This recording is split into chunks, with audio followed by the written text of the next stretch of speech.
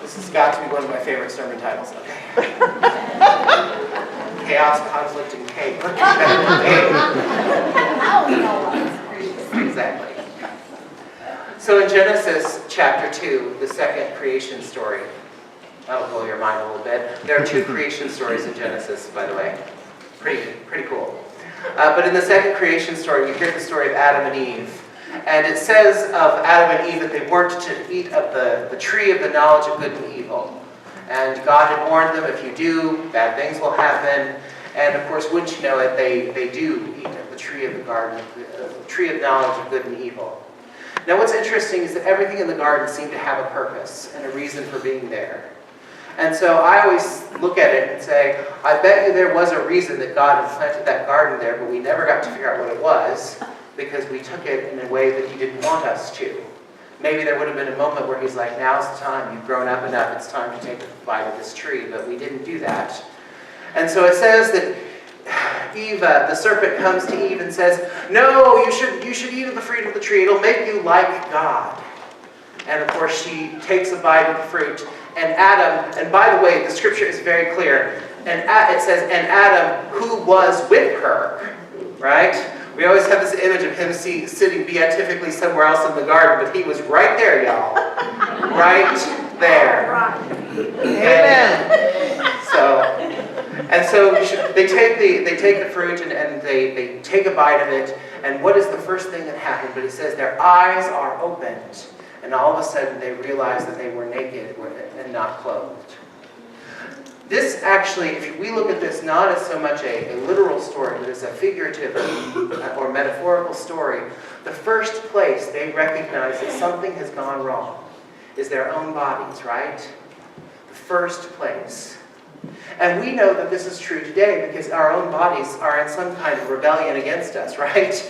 We live our lives and we're touched by things like illness and disease and death. And we're touched by aging and all of these things that change us and change our bodies. And we recognize and we feel most of the time like we're at war with our own bodies. So this is the first place that the brokenness of the world shows up, in our own personal body, the first place we feel it. The second place that it shows up, and it's quite powerful and quite amazing, is that the second thing that happens is they hear God coming and walking through the paths of the garden. And all of a sudden they hide from Him. And next we see the second place where this brokenness shows up, don't we? Now humanity's relationship with God is broken in some way. Now when God comes along, we run away in fear rather than going and talking to Him the way they had previously. So there are two places of brokenness now. Let's all say it with me. The first one is the body, right? Say the body, Timmy. And the second place is God, right? Yeah. And so all of a sudden they say, well, I heard you walking in the garden and we were naked and we didn't want you to know. And then God knows, oh, something's gone wrong here, hasn't it? And so what happens? But Eve says, no, Lord, it was, then God talks to Adam, and Adam says, oh no, God, it wasn't me. It was the woman you put here with me. She gave me some of the fruit, and I ate it. Now I want you to think about this for just a moment, because it begins something very powerful. What was supposed to happen if they ate of the fruit of the tree? What was the punishment? You would die. I want to underline this. I want you to really get this in your mind. Because this is the first act of violence of one human being against another. What was Adam really saying? It wasn't me, God, it was her. Kill her. She's the one who deserves death. She gave me the fruit and I ate it. The first act of violence of any one person against another is a man against a woman sitting there in the garden. And it hasn't changed, has it? And not just men and women, but this concept of humanity being broken from one another. So let's look at it, the three levels of brokenness. First we have the brokenness with our own body. The second one was God. And the third one with our fellow human beings, right?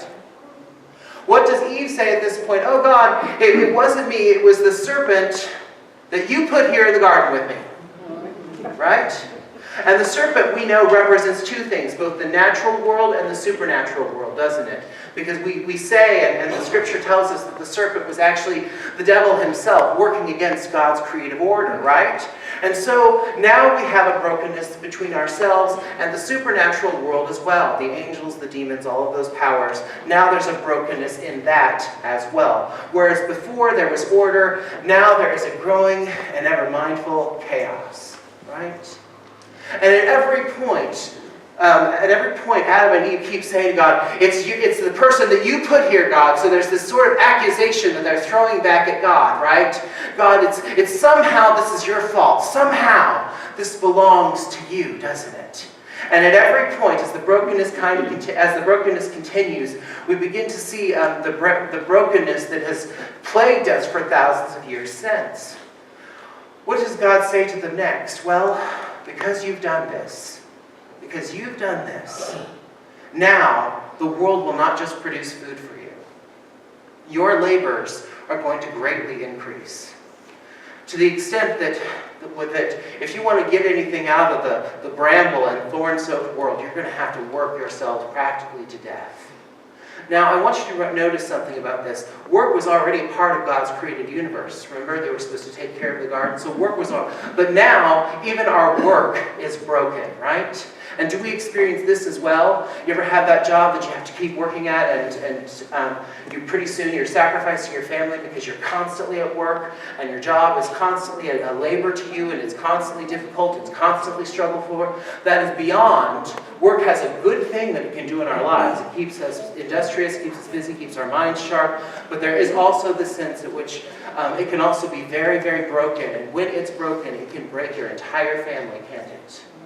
Right? The kid who resents their dad for working all the time, right?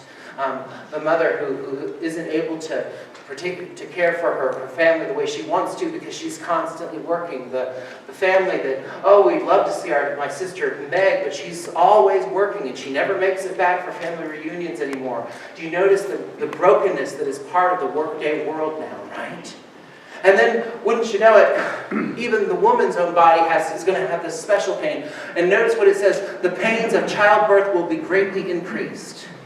Which also means that pain was a part of the original creation, but now it's going to be much, much worse. Now, I can't speak to this one from experience, but I will say that my mama took 5 days to give birth to me. I don't know why she did that, but I don't know why exactly, but I do know that her first words to me were, "You tried to kill me, didn't you?"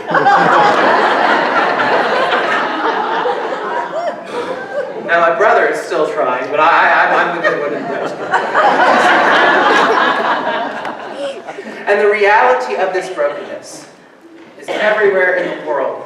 But it all kind of tends to relate back to that same basic idea. I want to be God. I talked about that particular thing before. I want what I want. My desires are the most overriding thing.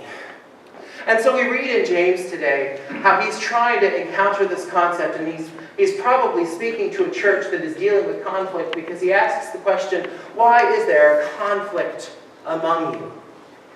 And the reality is that conflict comes in every part of our lives, right? It's there everywhere. It's there in our own bodies, right? How many times have you ever woken up in the middle of the night and you're like, why can't I get to sleep, right? Your body in conflict with you. And we're in conflict with God a lot of the times. God, why is this happening to me? And we're in conflict with our neighbors, with our wives, with our spouses, with our children. We experience conflict in every part of our lives. And the truth of the matter is, conflict can become so overwhelming that we, have a meltdown. We blow a gasket. In fact, if we don't manage conflict will do a fine job of managing us. Am I right? Yeah. We've all been there, haven't we? I know I've had my moments when I've flown off the handle and just gone absolutely crazy. I know that there have been moments in my life where I've seen other people do it. I know that there was a moment at one of my churches where I screamed and cussed out the senior pastor because I had just come to the end of my rope, and finally he just said these words. He said, "Michael, peace and be still," and I had to be quiet. Something about the words of Jesus just shut me down, right? And I want you to know that Look, I want you to know that. You know, people see the pastor in the lovely robes and standing in the pulpit and they think, oh no, pastor would never do that. Oh yes. And I do that because I am just as sick as the rest of us. That sickness that began in Eden. That same place of I'm angry, I'm sad, I'm hungry, lonely, or tired, and all of a sudden I find myself losing myself. Are any of you wise and understanding? Show that your actions are good with a humble lifestyle that comes from wisdom. James seems to believe that wisdom is the best place to overcome the conflict and anger. He places before us really direct and powerful statements. Wisdom doesn't come from the earth, it comes from above. And any wisdom that comes from the earth can be natural. It's simply demonic. Wherever there is jealousy or selfish ambition, there is disorder and everything that is evil. We find that when we are so busy asserting our own desires that oftentimes we overwhelm and are overcome and we overwhelm others. And oftentimes what we seek and what we need is wisdom to overcome our conflicts. I think sometimes of the conflicts I've seen in the church. I think about those moments in my home church when everything was going badly and we couldn't get through a single church council meeting without yelling at one another. When fear was leading us and not trust, when brokenness was at the heart of everything that we did. I remember what happened when our new pastor came in. We didn't have a senior pastor, it was a small church, but we had a new pastor come in, and he said, you know what? Everything's going to work out as soon as you start to feel okay about yourselves again. And somehow those words of peace transformed our present conflict, and I remember just an audible breath in the room. I've seen it happen a few times since. I've heard, of course, the stories of conflict in churches. My friend James, for instance, they had this beautiful white church in the mountains of Pennsylvania. To me, it looked like a sailboat floating through a sea of green. And because the church was just that perfect little white, it looked like a postcard, y'all. And they decided to paint the front door bright, brilliant red so that everyone could see where the front entrance was in the winter and the snow. It looked like a picture postcard. But James told me the day that they had that conversation in their church council, one person got so mad about the concept of a red door, they got up and walked out. And even to that very day, he always went through the back door of the church. And the reality is, I'm sure all of us have experienced that kind of conflict, not just in our churches, but in our offices, right? Or in our homes. But the answer, says James, is wisdom that comes from above.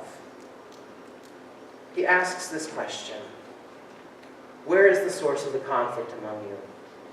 Don't they come from your own cravings that are at war with your own lives?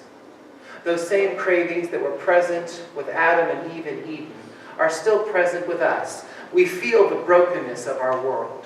We feel the brokenness of our own bodies. We feel the brokenness with the world around us. We experience it and we share it with one another. And somehow our brokenness can interact with their brokenness, and pretty soon we have a situation of difficulty and distress.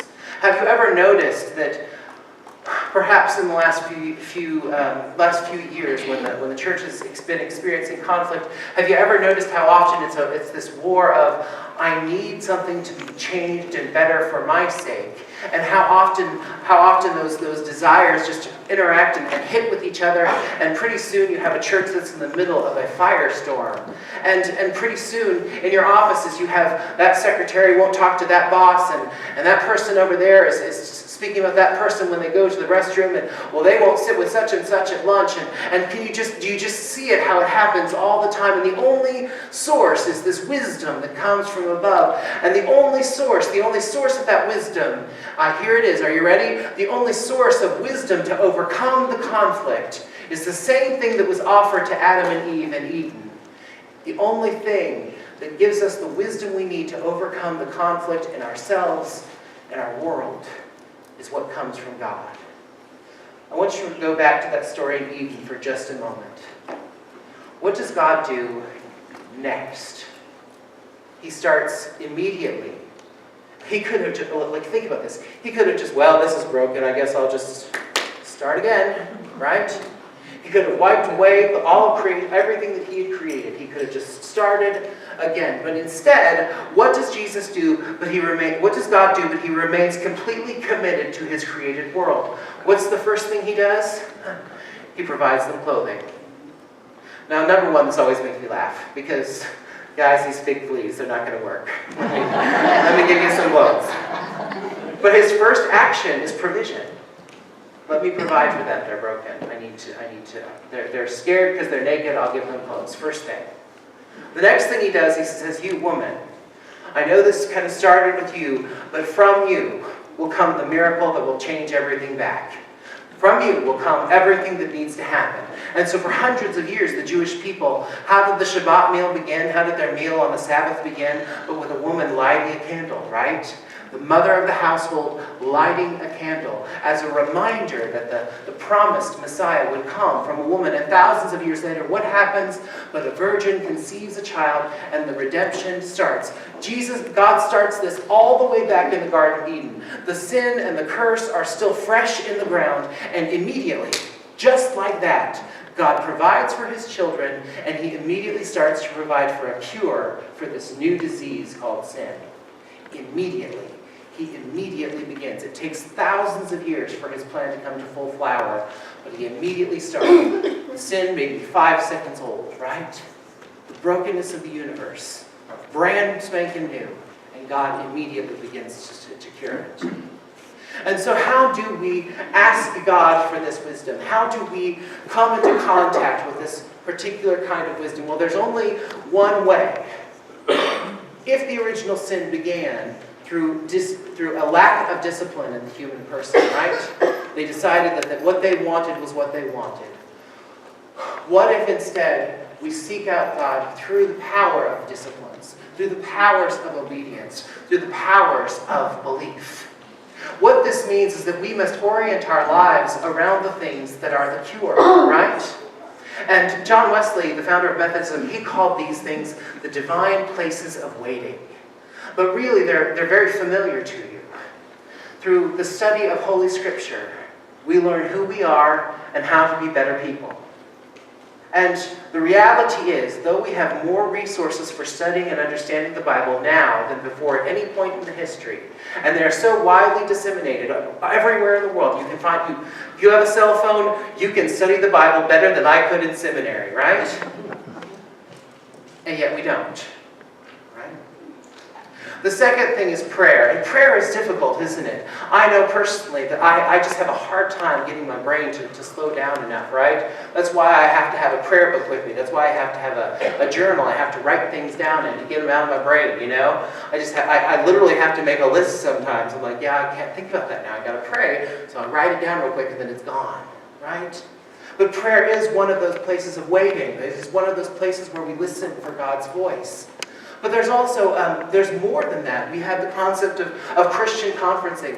What it's like when you call, and I call these divine lunches, actually. Hey, let's see here. Heather, I'm having a bad day today. Want to do lunch? I just need to talk a little bit. And I talk to Heather, for instance, and we discuss things. And by sharing with each other, it makes it better. I'm not carrying it alone. And one of the things that I wanted to bring up to you today, specifically because we are a church together, is fasting. You know, since we're beginning our church-wide study today, this Wednesday will be our first church-wide fast. All of you have been invited to begin fasting on Wednesdays, all the way up through December. And so I wanted to give you some instruction on that so that you don't place on yourself an unnecessary burden. The first thing you need to know is that if you have a medical reason not to fast, then don't. There's nothing holy about self-destruction of your body. If you're a diabetic, don't fast. If you're hyperglycemic or hypoglycemic, don't fast. If you have any reason, if you have to take a medication that requires you to take a meal, take the meal, y'all. We're not a cult. We don't want you to just destroy yourselves in the process of fasting, right?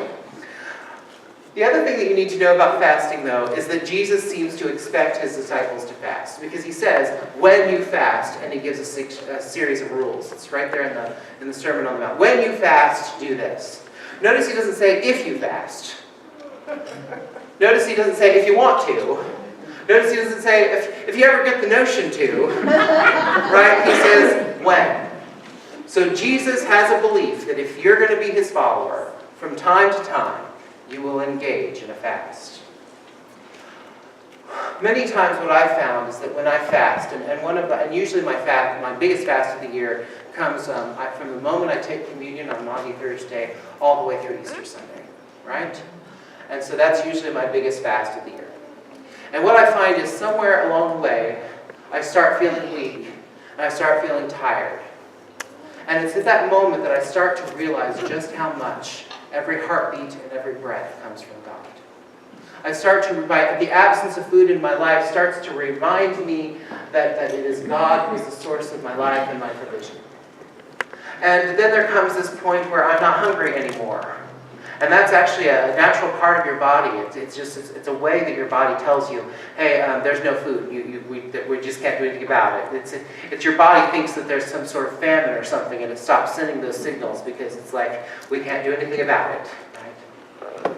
And that reminds me, too, that I'm not in a famine. Right? That moment when I stop being hungry, I start to realize food is readily available. And then I remember what a blessing food that is. It's half the world. Those hunger pains go away, and there is no solution, right? It reminds us of just how important God is in our lives. It reminds us that God has provided food for us, provides us air and breath and heartbeats, and that life is a gift.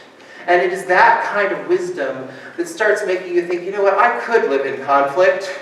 I could live in anger, I could sit here in arguments, or I could use the remainder of my heartbeats and just have cake. Right?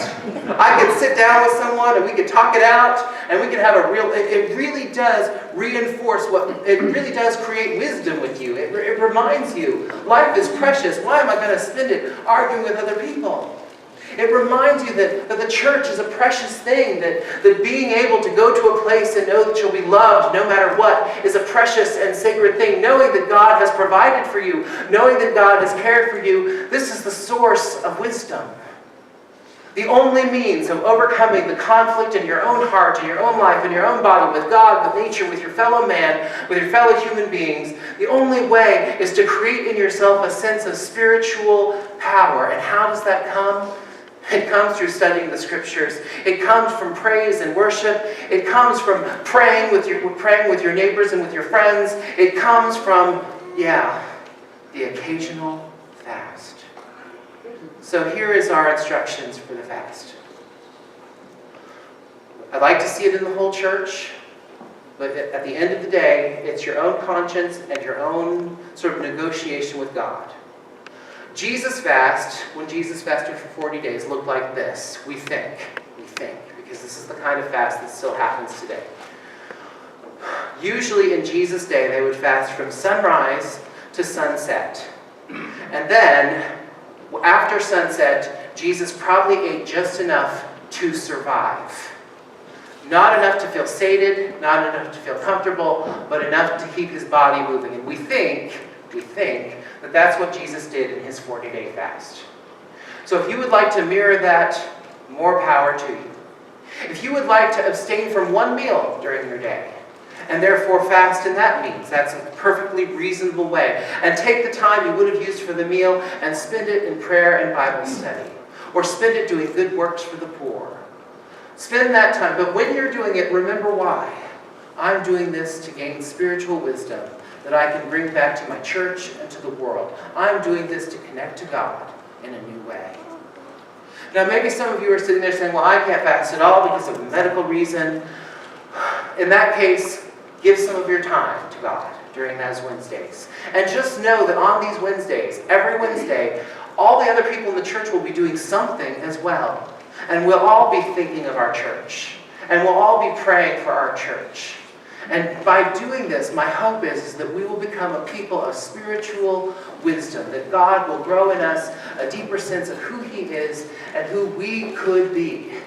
So that instead of chaos and instead of conflict, say it with me, we can have cake, right? We can have joy and friendship. Think about the occasions that we have cake, right? They're the best occasions in the world. The birthdays and the weddings, right? The times when we come together. The times when we celebrate. Wouldn't you rather your church be known, not for its chaos and not for its conflict, but by its ability to celebrate? And that's what we're hoping for. That's why we're doing this. So, if you have more questions about it, come and see me and we'll come up with some kind of plan together. And you know what, we might as well say, for some of you, Wednesdays just won't work. Do it on a Thursday, do it on a Tuesday. Remember, we're not here to set down a burden on you. We're here to prepare ourselves for a celebratory church. All right? In the name of the Father, and of the Son, and of the Holy Spirit.